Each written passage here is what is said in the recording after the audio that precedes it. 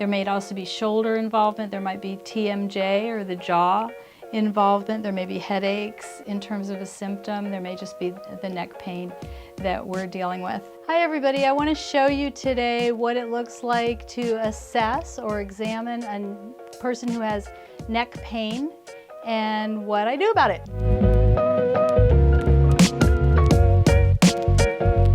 First, I'm going to check some reflexes on you, so you'll just hold your arm like that. Good.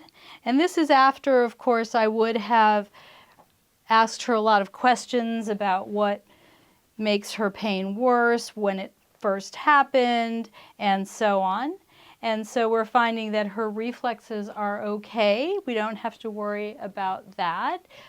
And now I'm going to just palpate or feel her neck. And so I'm stabilizing her neck with my hand. And what I'm feeling, I don't know if she's making faces right now, but if I pressed any harder here, she would be, because this is an area that hurts. Am I accurate to say that? Yeah. Okay. And then as I go down, I'm assessing the curve of her neck, and then I'm trying to find out what this is all about here. There's a little bit of tension in her neck. And then I want to know if her upper trapezius muscles might be a little bit tight, and I am feeling that. And do you ever have tension up over in here? Oh, yeah. Okay. And over here it looks like it's even worse. Okay, good. Now, of course, with a regular patient, I would have done an entire assessment of her entire body, but what I want you to see today is particularly about neck pain, which often also has to do with headaches and migraines and TMJ, and there are a lot of things that could be involved in that. So would you kindly lie on your back with your head up here? Now I'm going to show you some of the muscle tests that I do on a first visit, and then when I follow up, I do some of these. So on a first visit, I'm going to ask her to hold your arm up like this, and you're going to take your hand off your body, because if you're touching your hip and I'm testing a muscle or touching another organ or joint, then the body won't know what question I'm asking it. So that's why I constantly move people's hands off. So I'm going to ask you just to hold your arm like that, and you're going to resist against my pressure. So you're going to push that way. Good. And now you're going to turn your arm this way and push that way. Hold tight. Okay, now can you see how that one didn't hold up? So we're going to have to do something about that. And you're going to pull your arm in, hold it in tight. Good. And now bend your arm and push down with your wrist. And these are just some of the muscles that I would test. I'm not going to go through the entire thing because that would take a little bit more time than we have here. But I just want to give you the general idea. So push this way. Good. And now turn, pull that way. Okay, good. So we've got another muscle here. Pull in. And on this side, do you see how she's trying to bend her elbow? Pull in. See how that's bending? Keep it really straight, pull in.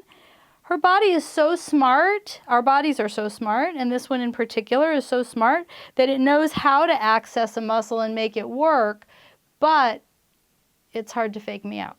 So, bend your arm, and let's try this one. Push down with your wrist. Very good. Okay, so that's a few of the muscles that are weak on her. Now, what we're going to do is I'm going to go ahead and do a treatment on her neck, and then we're going to come back and see whether these muscles that were weak, let me show them to you again, turn in, pull your elbow in. She just can't do that on this side. Now, what about on this side? Which ones were weak? Hold this up. When we do this, pull that way. That one's okay, but do this and pull that way, and she can't do that. So let's go ahead and do an adjustment on her neck and see if those muscles respond in a way that is positive. So I'm going to go ahead, and of course I would have done a lot more examination, but I want to show you what it looks like when I do a neck adjustment. Do not do this at home. This is very serious. And I don't want anybody to get hurt by trying any of these things at home. Only allow a very well-trained chiropractor to do these kinds of adjustments to you. So, this is very specific. It does not look specific, but it is.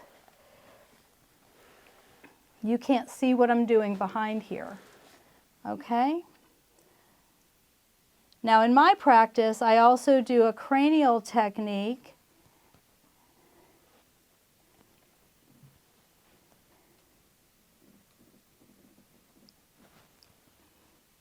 And this feels and looks just like a stretch of the neck, but it's actually stretching some tissue that's much deeper than that. Let's see if those muscles changed with that adjustment. Push that way. Now she can hold that up just fine. Pull in.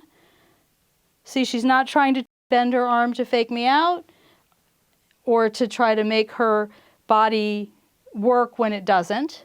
This light switch is turned on all of a sudden. Pull in. Now she can do that. There are also other things that can happen with a neck that's out of alignment, or what we call subluxated, and that's what I just corrected. Push back. Now I'm going to use a muscle test to find out if her jaw is okay. Push here. In her case, her jaw is okay, and it was before as well. I didn't show you that, but I did check that. Okay, so that's a neck adjustment. There you go. Thank you for watching. If you'd like to know more about how a neck adjustment might help you, please comment below or give us a call, and I'll be happy to have a conversation with you about it.